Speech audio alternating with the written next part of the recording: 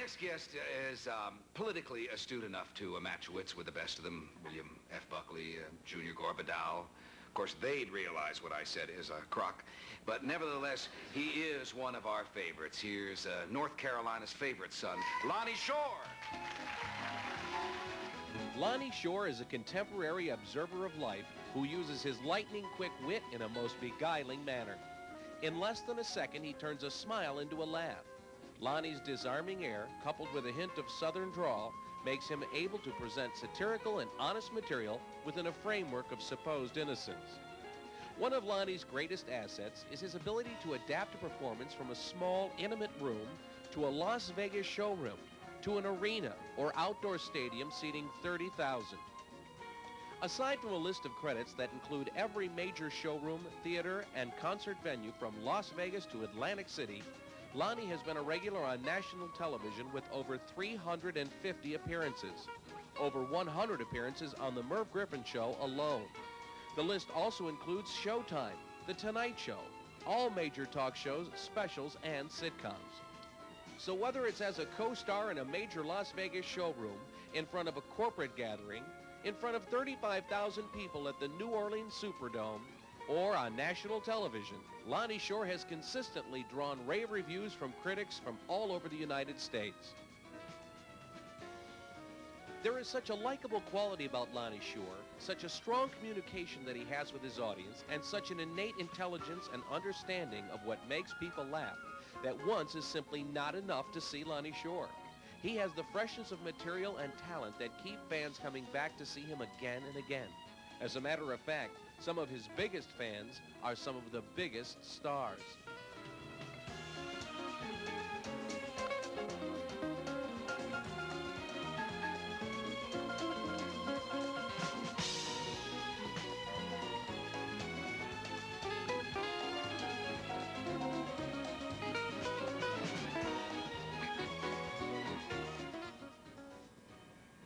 Hi, I'm Kenny Rogers, and I just wanted to take a second and say hello to you. And Lonnie Shorr has been a friend of mine for some 30 years. We've worked every type of venue possible.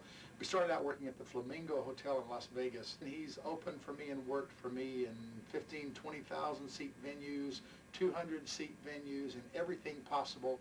And the thing I think is most exciting and most important about Lonnie is he is so consistent. Wherever he goes, people love him. Up again, too. Idi Amin from Uganda. We haven't heard of him in years. He's been living in Saudi Arabia, but they had a coup in Uganda 3 weeks ago.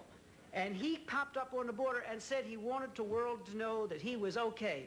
Weren't y'all worried? Well, you don't remember he had syphilis. He had what? Syphilis. He wasn't on this show, was he? No. When he ran Uganda, it was in our papers. And Murray Schwartz, who's president of my company... He's got it, I know. No, he does not. No, he was... I just shook hands with him. I saw him. Now you're going to be sorry. Murray Schwartz was captured on a plane and was taken there to Entebbe, and he was part of that Entebbe raid. You don't think Murray... And old Idi Amin used to come in every day with his uniform on and talk to all the hostages. Murray was one of them. I remember. And Murray had all of my, company calling cards, the Merv Griffin Productions. He was in there flushing them down the toilet so that I wouldn't get hit for the ransom. Well, you know... Which Would I you wouldn't have paid? No. Oh, Mr. Griffin, no, home, he in China. No, here, no. He move away. Bye. Let me talk to him. No, I never heard of no Murray Schwartz. No. Did you know that Idi Amin claimed at one time that Uganda had the atomic bomb? The only trouble was they had a little problem fitting it in the blowgun. $70 million. Yeah, it's $70 million. They got it 750 miles up in space, and they can get out there and fix it. But my TV that's in the living room, they got to take to the shop for 4 days. I don't understand. Why do they do that? There's the biggest liars in the whole world. Take your clothes off, go to room 109. They never show up.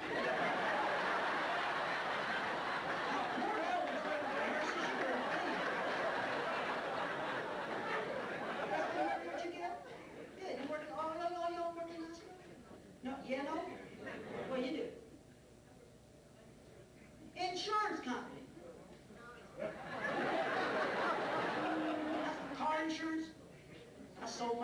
like having you people. Do you know that? 6 months ago, somebody stole my hubcaps. And I called them up and they put me through to the hubcap theft department. These little departments. I said, somebody stole my hubcaps. They said, well, Mr. Shorr, was your car locked at the time of the theft?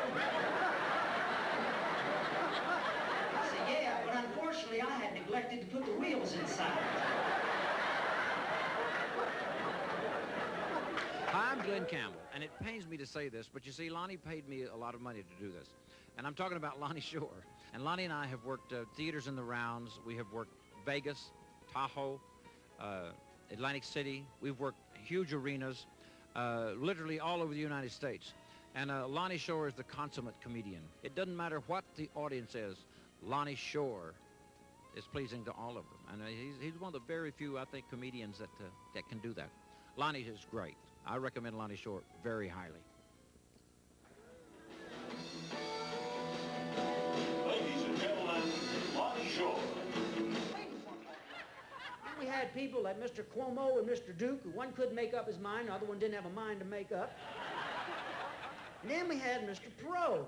Now, Mr. Perot turned out to be a political Pinocchio, because as you know, every told a lie, his ears got bigger. So, you know, you'd have thought with $60 billion he could have gotten a better haircut, too.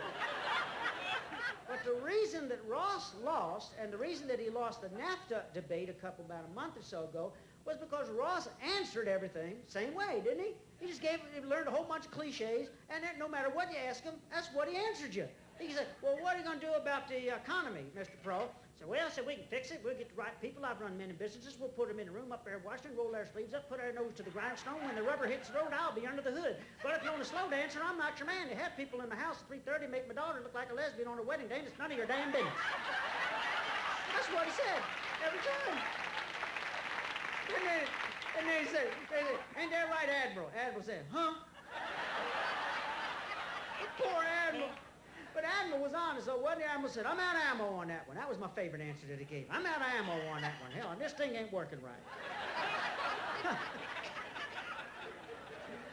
And then we had Bill. Where are you from in North Carolina? Brevard. Well, you're not too far. Zebulon is between Rocky Mountain and Raleigh down there, you know, in that area. Not real big. The Ku Klux Klan had to meet under one sheet. But what I was telling you is that I've lived in the South all of my life, as you have, I'm sure. And I'm sure you'll agree with me, friend. Arkansas is the shallow end of the gene pool. I think it's got something to do with the diet. If you eat biscuits, gravy, and sausage every day for all your life, it's got to affect the gray matter somewhere, doesn't it? They did a survey somewhere. They took a survey of 100 people at random all across the United States. Lisa, listen to this. And they fed them biscuits, gravy, and sausage every day for a whole year. And at the end of a year, 98% of those people preferred living in a trailer. I don't know. I want to introduce you to one of my best friends and a very funny human being. Ladies and gentlemen, Lonnie Shorr. Lonnie? Forget about the time. I even got a microphone. Well, I didn't know I was coming out here tonight. I always carry a suit in the car, but I actually drove up to drive him to the thing, and he said, "Well, come and do a few minutes," because I said, "All right." And it's an inspiration, believe me, to be on the same stage with Shecky. Actually, this is the second inspirational thing that I've done this week. I did something on Wednesday that I've always wanted to do. I actually let a Jehovah's Witness come inside of my house. Made him come in, made him sit on the sofa. I said, now that you're inside, what is so damn important that you have to tell me? He said, I don't know. I never made it this far before. You see, they just usually leave him out on the lawn, you know. George was on the television today, too. George is the president. Kinda. George got us in a lot of mess, didn't he? Getting out of Iraq's like trying to get out of the Book of the Month Club. Did you ever try and get out of one of them things? Say, I ain't giving you any more money, they'll send you 8 more books, and you got to pay for them. But George, I kind of liked George when he first came on the national scene.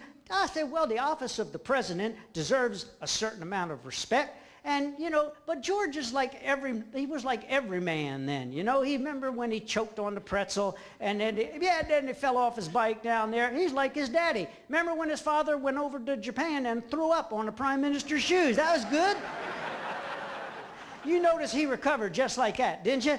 As soon as that Secret Service man ran over to him, he said, Quayle's in charge. He said, I'm all right. I'll be okay. You know, when I was thinking today in Quayle, the best president that we had that had the best vice presidential policy in our history, you know who it was? Richard Nixon, of all people. If you know, every president has 5 Secret Service men with him at all times. Richard Nixon had 6. There was always one guy that was about 3 feet behind everybody else. And his job was, if anything happened to Nixon, he shot Agnew right away. That was... Oh yeah, I was telling you about being the president. Being the president is a hard job, isn't it? Remember when Mr. Bush had his colonoscopy? Everybody made such a big deal about it. When you had yours, Herb, nobody came to your front porch or anything, did they? No, I had mine about a month ago. I found some cufflinks I thought I lost in the 10th grade, but you never know what you're going to find over there.